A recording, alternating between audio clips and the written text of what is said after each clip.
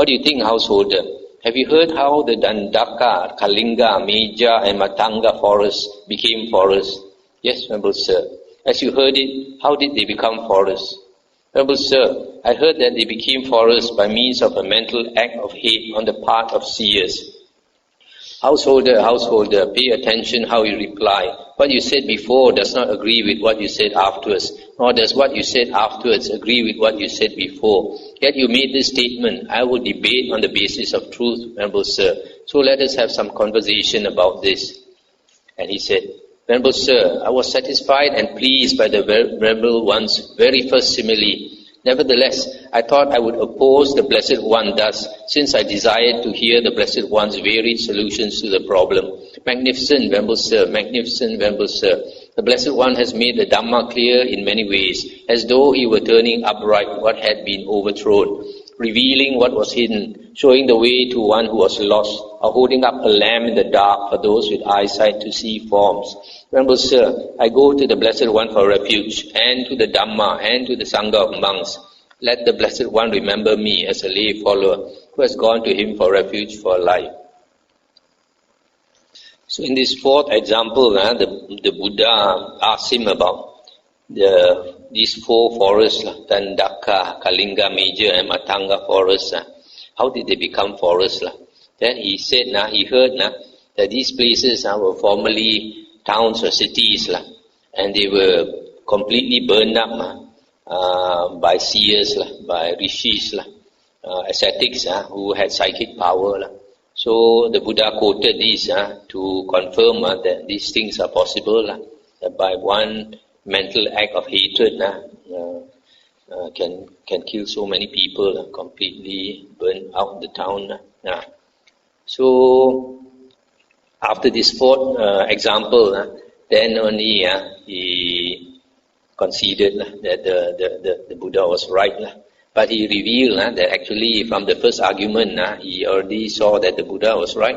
But he purposely opposed the Buddha just to hear what the Buddha had to say, to give some more examples, because he was interested to see how the Buddha argued.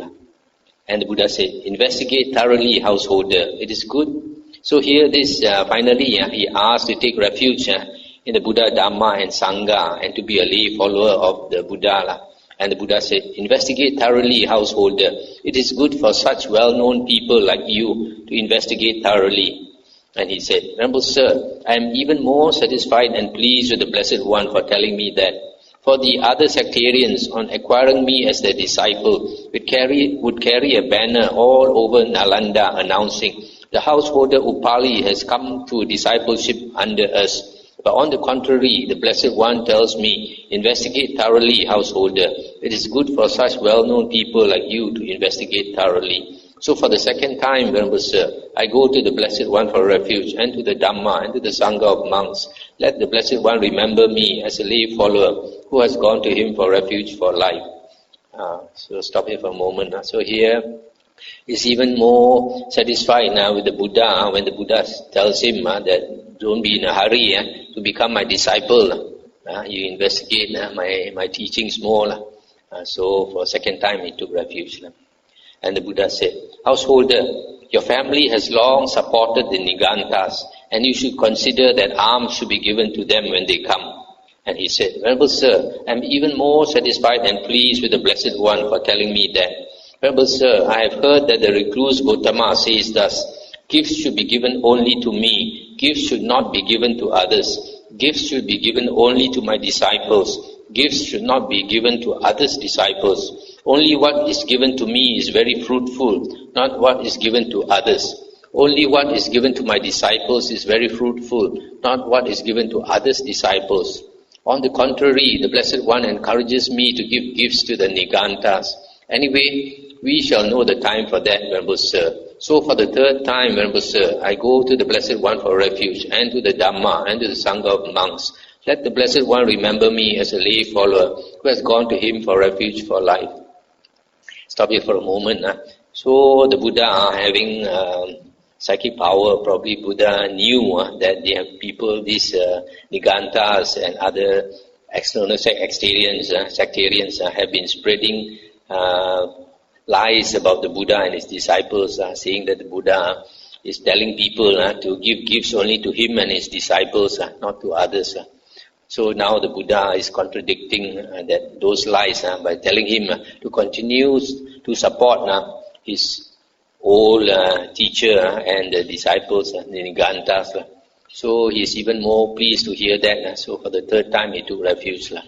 Then the Blessed One gave the householder Upali progressive instruction, that is, talk on giving, talk on virtue or moral conduct, talk on the heavens. He explained the danger, degradation and defilement in sensual pleasures and the blessing of renunciation. When he knew that the householder Upali's mind was ready, receptive, free from hindrances, elated and confident, he expounded to him the special teaching, the teaching special to the Buddhas, suffering, its origin, its cessation and the path. Just as a clean cloth with all marks removed would take dye evenly, so too, while the householder Upali sat there, the spotless, immaculate vision of the Dhamma arose in him. All that is subject to arising is subject to cessation. Then the householder Upali saw the Dhamma, attained the Dhamma, understood the Dhamma, fathomed the Dhamma. He crossed beyond doubt, did away with perplexity, gained intrepidity, and became independent of others in the teacher's dispensation. Then he said to the Blessed One, "Now, Venerable Sir, we must go. We are busy and have much to do." And the Buddha said, "Now is the time, householder, to do as you think fit." I'll stop here for a moment. So here, when the Buddha talks to a newcomer, he generally gives a graduated discourse. He starts with dana, charity, and then moral conduct, sila. Then the third one is that the result of practicing these two, charity and moral conduct, one goes to the heavens. But then even in the heavens, there is this danger, degradation and defilement in sensual pleasures, the vanity of sensual pleasures. And understanding that, the blessing of renunciation, how when one sees that sensual pleasures are not really satisfying, then one practices renunciation. And after that, the Four Noble Truths. Then he understood the Dhamma. You see, the basic Dhamma is that one understands impermanence. All that is subject to arising is subject to cessation. Everything in the world being impermanent, there's nothing you can worth holding on to. Anything in the world you hold on to, it will change and suffering will arise as the result. So Upali understood and became independent of others in the teacher's dispensation.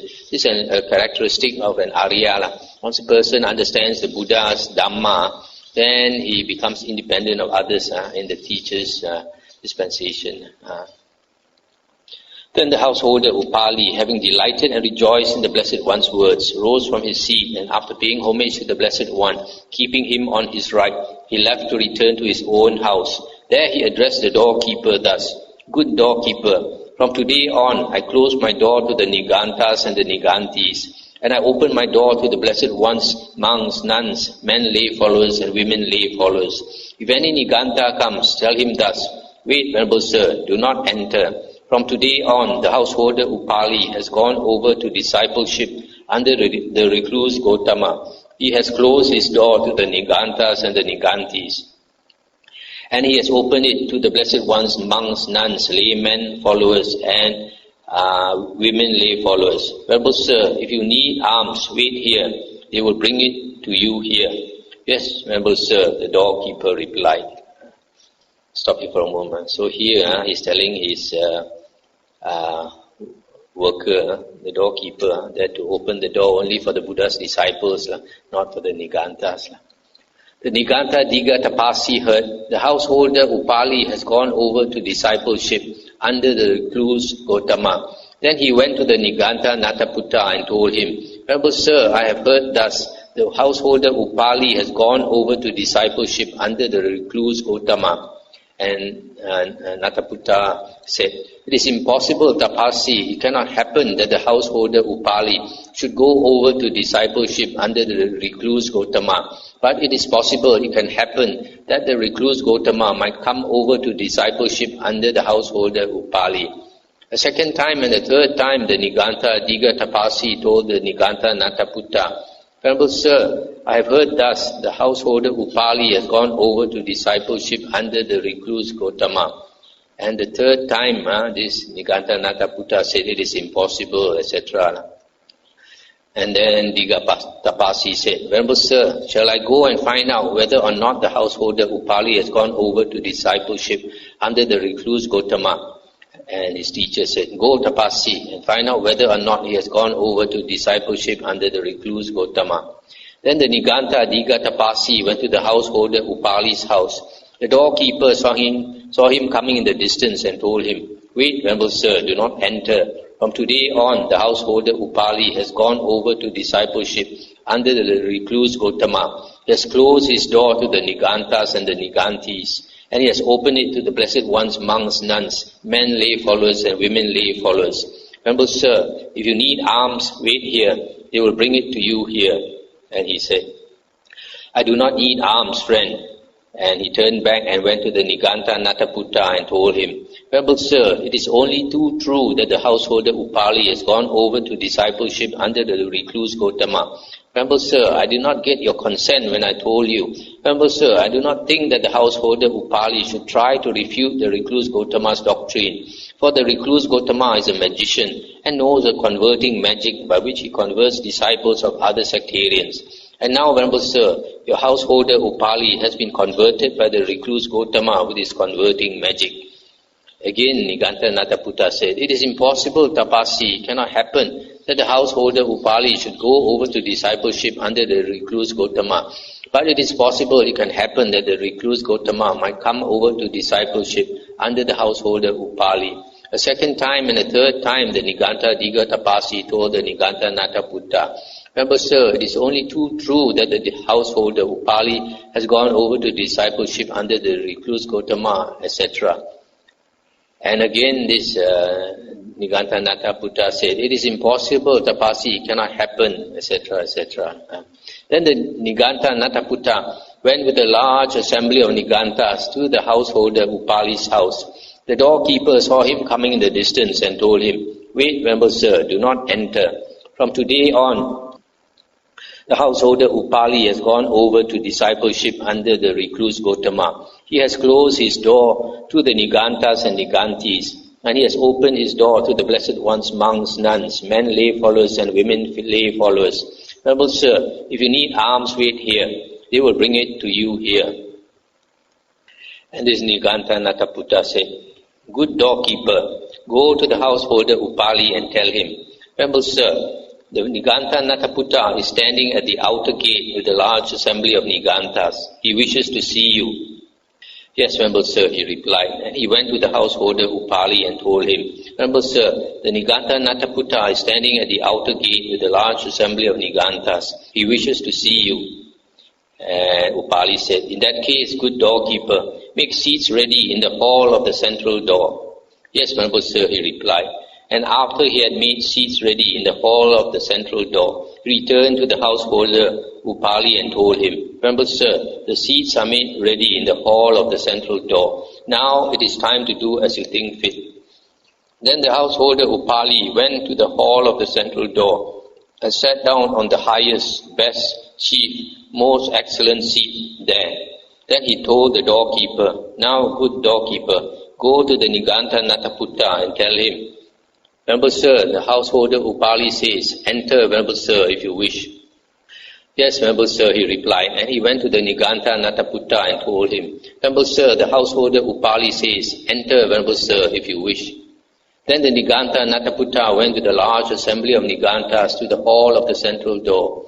Previously, when the householder Upali saw the Niganta Nataputta coming in the distance, he used to go out to meet him, dust off the highest, chief, best, most excellent seat there with an upper robe, and having arranged it all around, have him seated on it. But now, While seated himself on the highest, best, chief, most excellent seat, he told the Niganta Nataputta, Venerable Sir, there are seats, sit down if you wish. When this was said, the Niganta Nataputta said, Householder, you are mad, you are an imbecile. You went saying, Venerable Sir, I shall refute the recluse Gautama's doctrine. And you have come back all caught up in a vast net of doctrine. Just as if a man went to castrate someone and came back castrated on both sides. Just as if a man went out to put someone's eyes and came back with both his eyes put out. So you too, householder, went saying, Venerable Sir, I shall refute the recluse Gautama's doctrine, and you have come back all caught up in a vast net of doctrine. Householder, you have been converted by the recluse Gautama with his converting magic. Let's stop here for a moment. So you can see this Niganta Nataputta, he was very angry, very mad at his former disciple, calling him imbecile, calling him mad and all that. And Upali replied, Auspicious is that converting magic, Venerable Sir. Good is that converting magic. Venerable Sir, if my beloved kinsmen and relatives were to be converted by this conversion, it would lead to the welfare and happiness of my beloved kinsmen and relatives for a long time. If all nobles were to be converted by this conversion, it would lead to the welfare and happiness of the nobles for a long time. If all Brahmins, all merchants, all workers were to be converted by this conversion, it would lead to the welfare and happiness of them for a long time. If the world with its gods, Maras and Brahmas, this generation with its recluses and Brahmins, its princes and its people, were to be converted by this conversion, it would lead to the welfare and happiness of the world for a long time. As to this, Venerable Sir, I shall give you a simile, for some wise men here understand the meaning of a statement by a simile. Venerable Sir, there was once a Brahmin who was old, aged and burdened with years, and he had as a wife a young Brahmin girl who was pregnant and near her confinement. Then she told him, Go, Brahmin, buy a young monkey in the market and bring it back to me as a playmate for my child. He replied, Wait, madam, till you have born the child. If you bear a boy, then I will go to the market and buy a young male monkey and bring it back to you as a playmate for your little boy. But if you bear a girl, then I will go to the market and buy a young female monkey and bring it back to you as a playmate for your little girl. For the second time she made the same request and received the same answer. For the third time she made the same request. Then since his mind was bound to her with love, he went to the market, bought a young male monkey, brought it back and told her, I have bought this young male monkey in the market and brought it back to you as a playmate for your child. Then she told him, Go, Brahmin, take this young male monkey to Ratapani, the dyer's son, and tell him, Good Ratapani, I want this young male monkey dyed the color called yellow anguan, pounded and repounded and smoothed out on both sides. Then since his mind was bound to her with love, he took the young male monkey to Ratapani, the dyer's son, and told him, Good Ratapani, I want this young male monkey dyed the color called yellow anguan, pounded and repounded and smoothed out on both sides. Ratapani, the dyer's son, told him, Venerable Sir, this young male monkey will take a dyeing, but not a pounding or a smoothing out. So too, Venerable Sir, the doctrine of the foolish Nigantas will give delight to fools, but not to the wise, and it will not withstand testing or being smoothed out. So here he's giving this simile that just as that monkey cannot stand being pounded, repounded and smoothed out. Similarly, the Niganta's teaching will not stand testing or being smoothed out. Then, Venerable Sir, on another occasion, that Brahmin took a pair of new garments to Ratapani, the dyer's son, and told him, Good Ratapani, I want this pair of new garments dyed the color called yellow anguan, pounded and repounded and smoothed out on both sides. Ratapani, the dyer's son, told him, Venerable Sir, this pair of new garments will take a dyeing and a pounding and a smoothing out. So too, Venerable Sir, the doctrine of the Blessed One, Arahant Sammasambuddha, will give delight to the wise but not to fools, and you will withstand testing and being smoothed out. Householder, the assembly and the king know you thus. The householder Upali is a disciple of the Niganta Nataputta. Whose disciple should we consider you to be? When this was said, the householder Upali rose from his seat and arranging his upper robe on one shoulder, he extended his hands in reverential salutation in the direction of the Blessed One and told the Niganta Nataputta, in that case, Venerable Sir, hear whose disciple I am. He is the wise one who has cast off delusion, abandoned the heart's wilderness, victor in battle. He knows no anguish, is perfectly even-minded, mature in virtue, of excellent wisdom, beyond all temptations. He is without stain. The Blessed One is He, and I am His disciple. Free from perplexity, he abides contented, spurning worldly gains, a vessel of gladness, a human being who has done the recluse's duty, a man who bears his final body. He is utterly peerless and utterly spotless. The Blessed One is He, and I am His disciple. He is free from doubt and skillful, the discipliner and excellent leader. None can surpass His resplendent qualities. Without hesitation, He is the illuminator.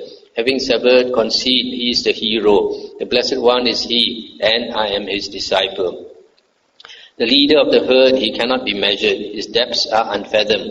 He attained to the silence. Provider of safety, possessor of knowledge. He stands in the Dhamma, inwardly restrained. Having overcome all bondage, he is liberated. The Blessed One is He, and I am His disciple. The immaculate tasker, living in remoteness, with fetters all shattered, fully free, skilled in discussion, imbued with wisdom, his banner lowered, he no longer lusts. Having tamed himself, he no more proliferates. The Blessed One is He, and I am His disciple. The best of seers, with no deceptive schemes, gain the triple knowledge, attain to holiness. His heart cleansed, a master of discourse, he lives ever tranquil, the finder of knowledge.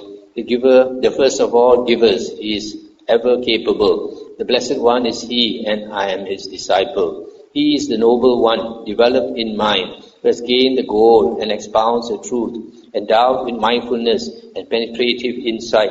He leans neither forwards nor back, free from perturbation, attained to mastery. The Blessed One is He, and I am His disciple. He has fared rightly and abides in meditation, inwardly undefiled, in purity perfect. He is independent and altogether fearless, living secluded, attained to the summit. Having crossed over himself, he leads us across. The Blessed One is He, and I am His disciple. Of supreme serenity with extensive wisdom, a man of great wisdom, devoid of all grief. He is the Tathagata. He is the Sublime One, the person unrivaled, the one without equal. He is intrepid, proficient in all. The Blessed One is He, and I am His disciple. He has severed craving and become the enlightened one, cleared of all clouds, completely untainted, most worthy of gifts, most mighty of spirits, most perfect of persons, beyond estimation, the greatest in grandeur, attain the peak of glory. The Blessed One is He, and I am His disciple. And Niganta Nataputta asked, when did you concoct that hymn of praise to the recluse Gotama householder? And he said, Venerable Sir, suppose there were a great heap of many kinds of flowers, and then a clever garland maker or garland maker's apprentice were to knot them into a multi-colored garland. So too, Venerable Sir, the Blessed One has many praiseworthy qualities, many hundred praiseworthy qualities. Who, Venerable Sir, would not praise the praiseworthy? Then since the Niganta Nataputta was unable to bear this honor done to the Blessed One, hot blood there and there gushed from his mouth. That's the end of the sutta. So you can see from this sutta, it's quite interesting how they argue. And even after this prominent person has come to become a disciple of the Buddha, the Buddha was not all that eager to publicize that he has come over, not like the other sectarians. Like Upali said, if other sectarians were to win over to discipleship, they'll parade all over town and broadcast to everybody.